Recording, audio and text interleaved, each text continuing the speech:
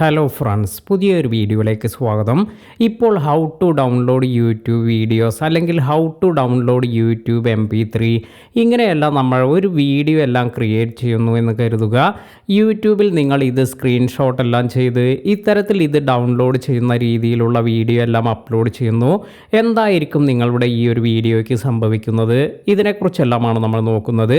ഇത്തരത്തിൽ ഇത് നമ്മൾ ചെയ്യുകയാണെങ്കിൽ നമുക്കൊരു കമ്മ്യൂണിറ്റി ഗൈഡ് ലൈൻ സ്ട്രൈക്ക് എല്ലാം വരാം.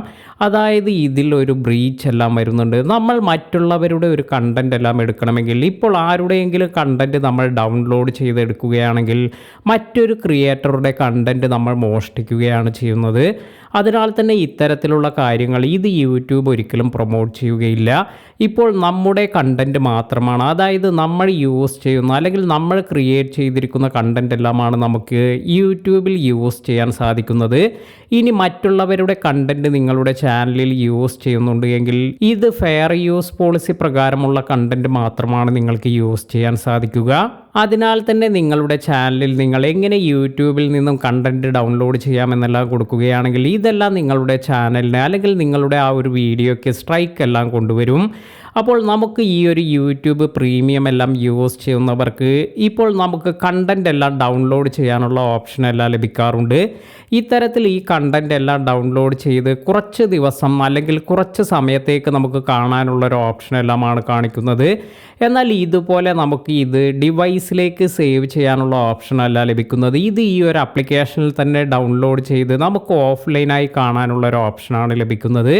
ഇനി നിങ്ങളൊരു കണ്ടൻറ് ക്രിയേറ്റർ എല്ലാമാണെങ്കിൽ നിങ്ങൾക്ക് നിങ്ങളുടെ വീഡിയോ ഡൗൺലോഡ് ചെയ്യാനുള്ള ഒരു ഓപ്ഷൻ എല്ലാം ലഭിക്കുന്നുണ്ട്.